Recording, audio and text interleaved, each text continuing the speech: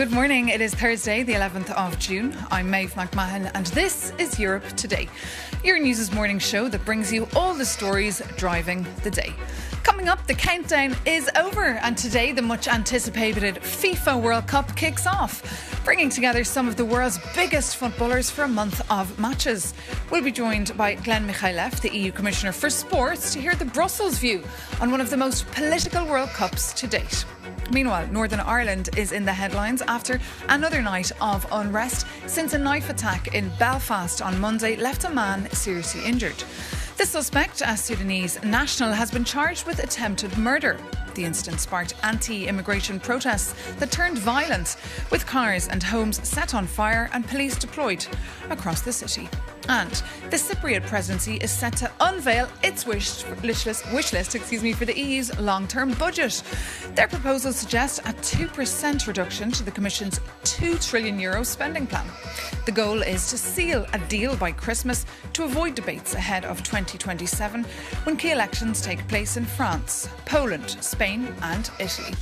But first, to Luxembourg, where Eurozone finance ministers are gathering on the same day the European Central Bank mulls an increase in interest rates due to higher inflation as a result of the instability in the Middle East. For more, we can now head straight to Luxembourg and bring in our Europe editor, Maria Tadeo, who's joined there by the head of the Eurogroup. Good morning, Maria. Just tell us first what is on the agenda. Good morning, Maeve. And indeed, there are two important meetings. The Eurogroup is gathering here in Luxembourg, but of course the focus is very much on the European Central Bank, which has now seen increasing interest rates by 25 basis points to 2.25%. Obviously, this is a scenario in which growth for the European economy has been dented because of this war, but also you are seeing this operational for both banks, but also consumer interest rate environment going up. And to debrief, I'm happy to say we're joined by the head of the Eurogroup, Kyriakos Peirakakis, also, of course, Greek finance minister. Sir, the European Central Bank will increase interest rates. That is very much what financial markets are expecting. I know you're not going to comment on the European Central Bank. There's independence, but is that going to make your life more difficult if we see this higher interest rate environment? Good morning from Luxembourg. Good morning to your viewers. Let me begin by saying that, as you suggested, the European Ministers of Finance do not comment upon monetary policy. We trust the ECB to fulfill its role to anchor inflation expectations, which it must. And at the same time, what we do know is that we should do fiscal policy. We should implement policies that do not contradict monetary policy. We need to have orchestrated policies that optimally support citizens. We know that inflation right now is a challenge. We know that growth is at the same time a challenge. And we're trying to optimally target our policies to protect the most vulnerable, while also investing in our long-term needs, especially with regards to energy and energy infrastructural investments. And you made a crucial point on this, because the European Central Bank is increasing interest rates, because inflation once again went up in May. A lot of that is driven by energy, but your policy should not make it worse and it should not contradict it. So on the fiscal side of things, how are you going to help households and Europeans with those bills, but at the same time keeping that inflation pressure lower? How's that? We know that we should be doing effectively three things at once, which makes the situation even more challenging. On the one hand, you need to support the most vulnerable households that are most in need. Second, you should be fiscally prudent, because we know that the fiscal situation, compared to what it was in 2022, is actually now more challenging. And the third point is that what you do in the long run should fit what you do in the short run. And when we invest in energy, we're effectively investing in the long run sovereignty capabilities and needs of the European Union as a whole. What do we know? We know that the investments that we made since 2022 as Europeans enabled us to feel the crisis, as the IMF calculates, by 12% less compared to what we would have had we not made the requisite investments. So what is the Commission proposing? They are proposing extra fiscal flexibility with regards to investments in energy infrastructure. And how is that going to play in? Because you know very well your Italian colleague, representing the government of Giorgia Meloni, will say today Italy still wants to see more flexibility on energy. Whatever they spend on energy, they don't want that included in debt and deficit calculations. Is the Eurogroup open to that suggestions? Because the Italians are making it very clear they need help on energy. Let me make first 2 points. When we had the escape clause for defense, we knew that investments in defense are about Europe's freedom.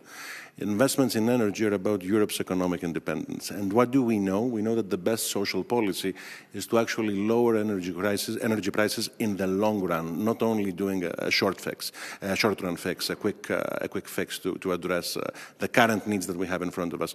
So in this regard, what the Commission is proposing, which is some extra flexibility to accommodate for investments in energy, I think constitutes a very targeted and a very fair approach, a very fair proposal, and this is exactly what we're going to be discussing today. The Italians, however, continue to say it will not be enough. This is a very serious situation. Measures should be implemented now in order to stop a recession. Nonetheless, that recession has not happened. That worst-case scenario of flights who maybe could not even take off over summer has not happened yet. What is your outlook? How do you see this European economy performing in a very difficult scenario, but not in a catastrophic scenario yet? Well, let me put it this way. Our work is to render Europe more resilient. So in this regard, what do we know? We know that we're not in the worst-case scenario, as you suggested, but we also know that we're not in the best-case scenario. We're in a challenging situation. So what has the Commission proposed? Targeted measures, measures that are temporary, targeted, and tailored in order to support the most vulnerable and those in need. At the same time, what do we know? We know that investments in energy, as I mentioned before, effectively make the European Union, the energy union, more resilient, and at the end of the day, they constitute the most productive and the most effective social policy. Just quick, but so we're going to be discussing this today. But you don't see a recession happening. You don't see a big economic downturn. You think the worst has been avoided? Well, let me put it this way. We are closely monitoring the situation. We know that the numbers have been adapted. They have been updated. Inflation upwards, growth downwards. Are we in a stagflationary tendency? We are, but we're not in stagflation. So we're going to monitor the situation.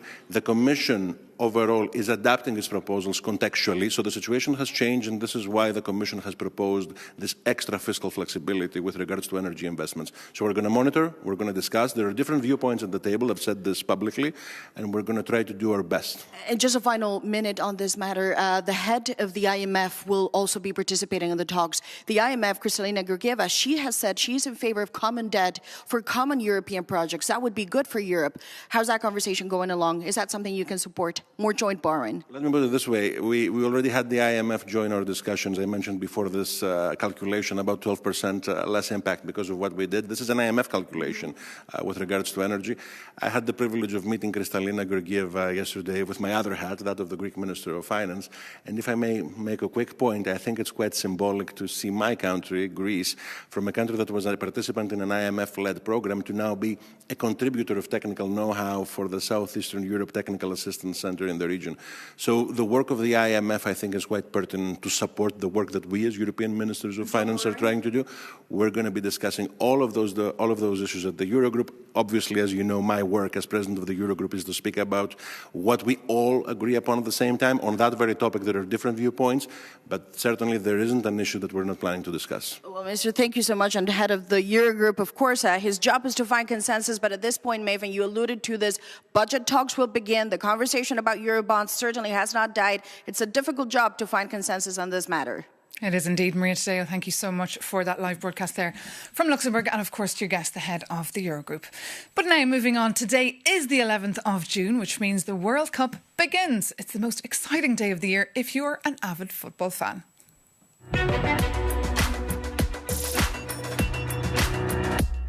The 2026 World Cup, which is the largest World Cup to date, will kick off with historic ceremonies across the host countries, the US, Canada and Mexico. Today, one of the hosts, Mexico, will be facing South Africa in Mexico City, and then South Korea taking on Czechia in Guadalajara in Mexico. The excitement, of course, is palpable. But this year, the high spirits could be marred by geopolitics, immigration enforcement and the Trump administration's travel bans. For the view from Brussels, we can bring in now the EU Commissioner for Sports, Glenn Micallef. Good morning. Good morning, Lee. Great to have you with us. I know you're a big football fan. I am a huge football fan. And I know you're actually not too bad at football as well. We have some pictures there we can play of you showing off your football skills there. Yeah. Did you ever dream of being a professional football player? I actually played football when I was younger. So ever since I could walk, I always remember myself, carrying my football around. So how are you feeling then today? Could you even sleep last night over the World Cup? I cannot wait for the kickoff later on today. So I've been, for the past few months, immersing myself. I have World Cup fever at the moment. So. You have World Cup fever. And does the Burley Monsoon, does the European Commission, what's the vibe like there? I know there are a couple of people in the corridors of the Berlamo who are also really keen on what's happening and following the development of their favorite football teams. So And will you even stay up late to watch some of the games? I will try to watch all of the games. So there are 16 European teams that are participating. I'm really looking forward to watching all their matches, but all other matches as well, because this is one of the biggest sporting events on the planet, along with the Olympic Games. Who are you up for? Who's going to take it home? My prediction would be two teams, either Spain or France, but I think Spain will win it at the end. Well, you've got football fever, and of course everyone's talking about the games, from TikTok influencers to schoolgoers who are swapping football stickers, because last time 1.5 billion of us tuned in for the final. And now for the view from the EU quarter here on who could take home the cup, Euronews' Adlan Lial went out with the Euronews mic. The biggest ever World Cup starts today. For the first time, 3 different countries will host the event. A record number of 104 games will be played, and the number of participants has been extended to 48. Here in Brussels, not only Europe's capital, but also one of the most international cities in the world, people will surely be watching closely. But who do they think is going to win and why? Let's find out. I want England to win the World Cup because after 60 years of hurt, now it's finally time for football to come home. But who's going to win the World Cup? Probably France. What can I say? I think Belgium is going to win because they deserve it. Abbiamo degli allenatori italiani. We have Italian coaches abroad. Ancelotti is coaching Brazil, Cannavaro is coaching Uzbekistan, and Montella is with Turkey. We can take comfort in their successes. I loro eventuali successi. I think Portugal will win the World Cup because of Cristiano Ronaldo's last tournament. Creio que é o Brasil. I believe Brazil because I'm Brazilian. Even living in Europe, I believe it's Brazil. Not because I believe we're the best. We will only know at the end. No final. I want that Mexico wins because of Orbelín Pineda. But I think Spain or France, they will win it. Back-to-back for Messi, Argentina, and we also support Willy Semedo and Cape Verde. I would love Scotland to win it, so after 20 years it's their first time back, and I think either France or Spain can win it. At the end of the day, I want my country to win the World Cup, so Islamic Republic of Iran, always. I want Uzbekistan to win. Who I think should win is Ghana, but who I think will win, Brazil or France. So many there reckon France will take it home, and of course the bookies are saying it's between France and Spain. Some bold predictions there, huh? We'll have to wait and see, because of course football is meant to unite, Commissioner. But this year thousands cannot go. They're left out due to travel bans, visa restrictions. L'Equipe here, a French daily, kind of captured the mood this year, the kind of vibe that's overshadowing a lot of the headlines. How will these games bring the world together if so many people are left out? Well, for starters, I hope that this World Cup will be remembered for pure football excitement, for the joy and passion it brings on the pitch, but also for millions of fans around the world who, in times like these, come together in squares, in bars, in cafes to watch their favorite teams. Of course, it's about accessibility. These decisions on who has access are for the host country also to take decisions on. But I hope that this will be one of the World Cups that's remembered for football excitement and for the joy it brings. Because the reality is that is not the case. We've seen one top African referee, a Somali national, he cannot enter the US, he cannot participate. And these are the headlines that are overshadowing and kind of dampening the mood this year. Well, of course, you always have around big sporting events, whatever they are, controversies. And these are, of course, issues that merit attention. But my hope is that for the time being, we focus on sport, on football, and on the joy it brings. And what about Iran? We saw some lady there, she was expressing her hope that Iran would win.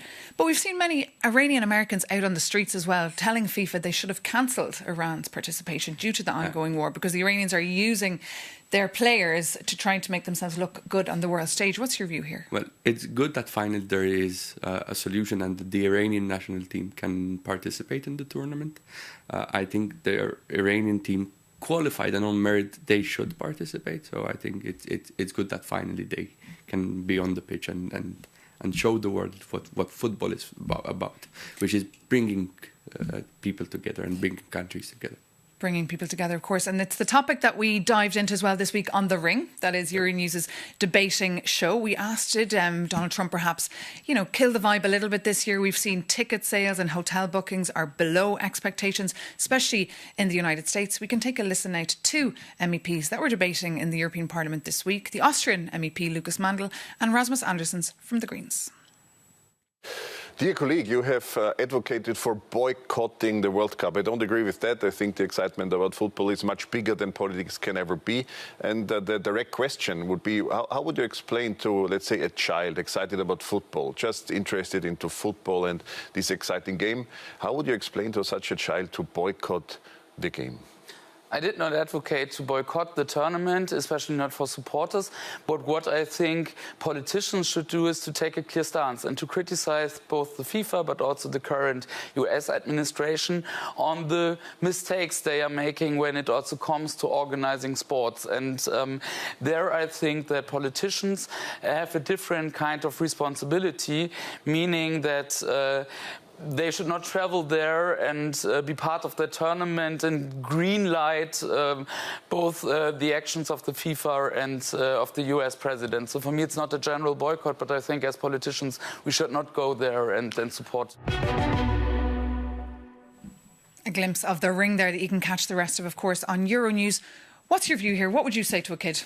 Well, first of all, I don't think boycotts will solve anything in this respect. I think we should not deprive fans of the opportunities to follow their favorite teams. This is, I think, one of the moments where people can come together. This being said, I think, of course, football should be accessible to everyone. And I'm quite happy to see politicians around the world organizing and making spaces available for people to come and watch their favorite teams.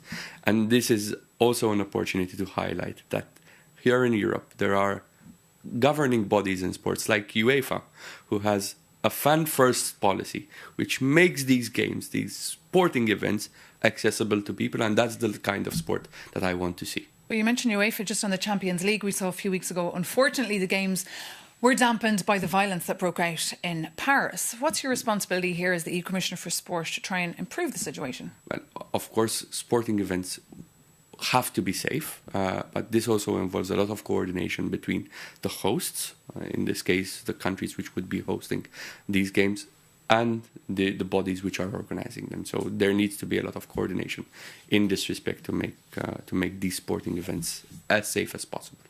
OK, Commissioner Glenn Micallef, thank you so much for coming into us this morning on this very exciting day as that World Cup gets underway. But as we've been discussing, the headlines about this year's World Cup have focused less on football and more on issues like exploding ticket prices, fan boycotts, security and visa bans, etc. Our Jakob Janis takes a closer look at the long list. FIFA President Gianni Infantino must love the view from Trump Tower. He runs a Manhattan office there, wears MAGA ties, and is called by Donald Trump the king of soccer. I call it soccer, it's just easier to do because we have football and they have two footballs, right? They call it football. But while the football elite rub shoulders in Washington, the game is hitting a metaphorical and physical wall at the US border. You see, the international teams, referees and everyday fans find it a bit difficult to see the games which start today. What is going on there? FIFA expects to pocket more than $3 billion from ticket sales and hospitality alone. But corporate pricing has broken the marketplace. Ticket packages to follow a team to the final are now estimated to cost 5 times more than 4 years ago. On top of that, nearly 180,000 tickets are flooding the official resale market, and median resale prices have plunged by 20% in a single month. But the biggest bust is happening at the border security checkpoints.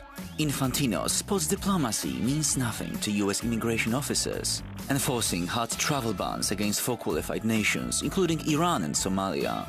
And US border agents just locked Somalia's top referee in a cell for 11 hours before throwing him out of the country. Iraq's star striker was detained in Chicago for 7 hours. And currently the Iranian squad is stranded, training across the border in Tijuana because Washington refused visas to 15 members of their staff, including the head of the Football Federation. So it looks like the very definition of a global sporting event is being rewritten before our own eyes. The opening week proves that football does not unite the world. It is national borders and strict immigration laws that are defining who gets to play and who stays at home. So can FIFA hold this World Cup together? Tune in on tonight to find out, as Mexico opens the tournament playing against South Africa. Oh, and remember, Euronews will be covering the games and the whole political sideshow surrounding them for you. So there you go, Euronews.com. That is your source to find out all about the games. You can also write to us here at Europe Today at Euronews.com to tell us what you think of this year's World Cup 2026. But that does bring this edition of Europe Today to an end. Thank you so much for tuning in. As always, take care and see you soon here on Euronews.